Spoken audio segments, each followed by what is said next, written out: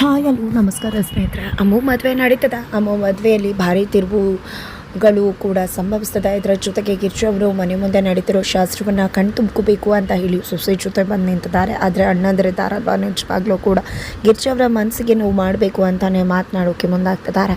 ಈ ಕಡೆ ಅಮ್ಮು ಅರಿಶಿನ ಶಾಸ್ತ್ರವನ್ನು ಮಾಡೋದಕ್ಕೂ ಮುನ್ನವಾಗಿ ಇಲ್ಲಿ ಚಪ್ರದ ಶಾಸ್ತ್ರವನ್ನು ಮಾಡಬೇಕಾಗಿದೆ. ಅದೇ ಕಾರಣಕ್ಕೋಸ್ಕರನೇ ಮನೆಯವ್ರು ಎಲ್ಲರೂ ನೆಂಟರು ಎಲ್ಲರೂ ಕೂಡ ಸೇರಿಕೊಂಡಿದ್ದ ಹೊರಗಡೆ ಬಂದು ಅಮ್ಮು ಕೈಯಿಂದ ಪೂಜೆ ಮಾಡಿಸಿ ಆ ಒಂದು ಕಂಬವನ್ನು ನೆಡುವುದರ ಮುಖಾಂತರ ಮದುವೆ ಶಾಸ್ತ್ರಕ್ಕೆ ಚಾಲನೆಯನ್ನು ಕೊಡ್ತಿದ್ದಾರೆ. ಈ ಒಂದು ಸಮಯದಲ್ಲಿ ಗಿರ್ಜಾ ಅವರು ತನ್ನ ಸೊಸೆಯನ್ನು ಕನ್ವಿನ್ಸ್ ಮಾಡಿ ಕರ್ಕೊಂಡು ಬಂದು ಹೊರಗಡೆ ನಿಂತ್ಕೋತಾರೆ. ತನ್ನ ಅಣ್ಣನ ಮಗಳ ಮದುವೆಯನ್ನು ಕಣ್ತುಂಬ್ಕೋಬೇಕು, ಅವರಾದರೂ ಕರೀಲಿಲ್ಲ, ಬಟ್ ಮನೆ ಮುಂದೆ ನಡೀತಿರೋ ಶಾಸ್ತ್ರವನ್ನಾದರೂ ನೋಡೋಣ ಅಂತ ಹೇಳಿ ಮನೆ ಮುಂದೆ ಅದನ್ನು ನೋಡ್ತಿದ್ದಾಗೆ ಅಲ್ಲಿ ಅಣ್ಣಂದರಿಬ್ಬರು ಕೂಡ ನೋಡ್ತಿರೋ ಗಿರ್ಜಾ ಅವರ ಮನಸ್ಸಿಗೆ ಘಾಸಿ ಮಾಡೋದಕ್ಕೆ ಮುಂದಾಗ್ತಿದ್ದಾರೆ. ತುಂಬ ತುಚ್ಛವಾಗಿ ಕೀಳಾಗಿ ಮಾತಾಡೋದ್ರ ಮುಖಾಂತರ ಅವಮಾನಗೊಳಿಸ್ತಿದ್ದಾರೆ. ನಿಜವಾಗ್ಲೂ ಕೂಡ ಇಂಥವ್ರ ಕಣ್ಗಳು ಬೀಳಬಾರ್ದು ಹಾಗೆ ಹೀಗೆ ಅಂತ ಹೇಳಿ ನಿಜವಾಗ್ಲೂ ಅಮ್ಮ ಮನಸ್ಸಿಗೆ ಘಾಸಿ ಆಗ್ತದೆ.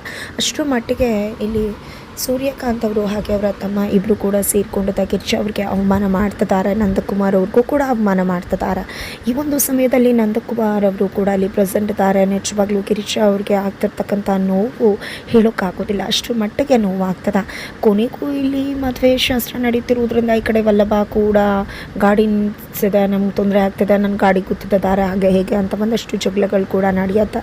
ಇದು ಎಲ್ಲದರ ಜೊತೆಗೆ ಅಮ್ಮು ಅರಿಶಿನ ಶಾಸ್ತ್ರವೂ ಕೂಡ ಶುರುವಾಗಿದೆ. ಇಲ್ಲಿ ಅಮ್ಮಗೆ ಯಾವುದೇ ಕಾರಣಕ್ಕೂ ಸಿದ್ದುನ ಮರೆತು ಬೇರೆ ಯಾರನ್ನ ಕೂಡ ಮದುವೆ ಆಗೋದಕ್ಕೆ ಇಷ್ಟ ಇಲ್ಲ. ಅದೇ ಕಾರಣಕ್ಕೆ ಸಿದ್ದುನ ನಂಬ್ಕೊಂಡು ಅವಳು ಮದುವೆ ಮನೆಯಿಂದ ಓಡಿ ಹೋಗ್ತಾಳೆ. ಓಡಿ ಹೋದಂಥ ಅಮ್ಮಗೆ ಚಿನ್ನ ಒಡವೆ ಎಲ್ಲ ತಗೊಂಡು ಸಿದ್ದು ಕೂಡ ಕೈ ಕೊಡ್ತಾನೆ. ಈ ಒಂದು ಸಮಯದಲ್ಲಿ ಗಿರ್ಜಾ ಮತ್ತು ಇಲ್ಲಿ ಅಮ್ಮನ ಅಮ್ಮ ಇಬ್ಬರು ಕೂಡ ಸೇರಿಕೊಂಡಿದ್ದಾವಲ್ಲಬ ಮತ್ತು ಅಮ್ಮಗೆ ಮದುವೆ ಮಾಡಬೇಕು ಅಂತ ಹೇಳಿ ಪ್ಲ್ಯಾನ್ ಮಾಡ್ಕೋತಾರೆ. ಇಲ್ಲಿ ಶಾಂತಿ ಅಂದರೆ ಅಮ್ಮು ಅವರ ಅಮ್ಮನ ಒಂದು ರಿಕ್ವೆಸ್ಟ್ಗೆ ಮನ್ನಣೆ ನೀಡಿ ಗಿರ್ಜಾ ಅವರು ವಲ್ಲಭನ ಜೊತೆ ಅಮ್ಮ ಮದುವೆ ಮಾಡಿಸ್ತಾರೆ.